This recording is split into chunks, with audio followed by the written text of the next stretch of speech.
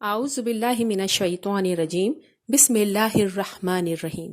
السلام علیکم ورحمۃ اللہ وبرکاتہ۔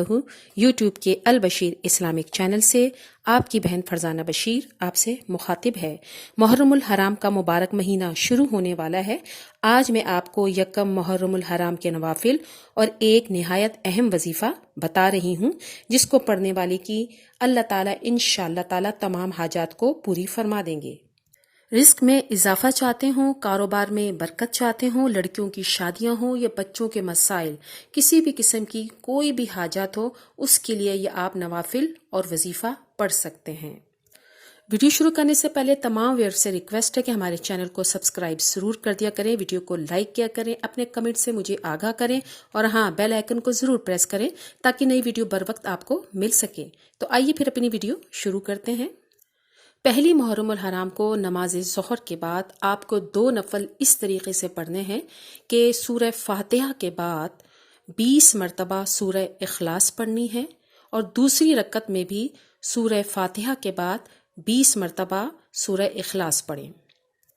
سلام پھیرنے کے بعد 100 مرتبہ کوئی بھی درود شریف آپ پڑھ سکتے ہیں۔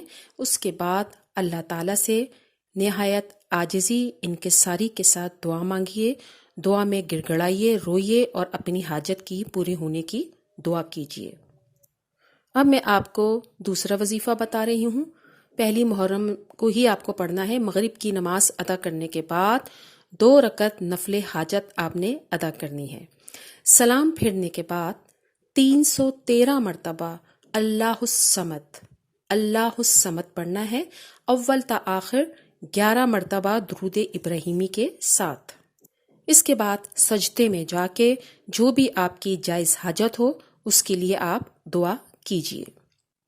جس صدقے دل کے ساتھ آپ ان دعاؤں اور نفل حاجات کو پڑھیں گے اتنی ہی جلدی انشاءاللہ تعالی آپ کی مراد پوری ہوگی۔ آخر میں یوٹیوب کے البشیر اسلامک چینل سے آپ سے اجازت چاہتی ہوں سورہ بقرہ کی ان آیات کے ساتھ۔ اے اللہ، ہم سے کوئی بھول ہو گئی ہو یا کوئی خطا ہو گئی ہو تو ہمیں نہ پکڑنا، ہم پر وہ بوجھ نہ ڈال جو ان لوگوں پہ ڈالا تھا جو ہم سے پہلے تھے۔ اے ہمارے رب، ہم پر وہ بوجھ نہ ڈال جس کو اٹھانے کی ہم میں طاقت نہ ہو، ہم سے درگزر فرما، ہمیں بخش دے، ہم پر رحم فرما، تو ہی ہمارا مالک ہے، ہمیں کافروں کی قوم پر غلبہ عطا فرما، آمین ثم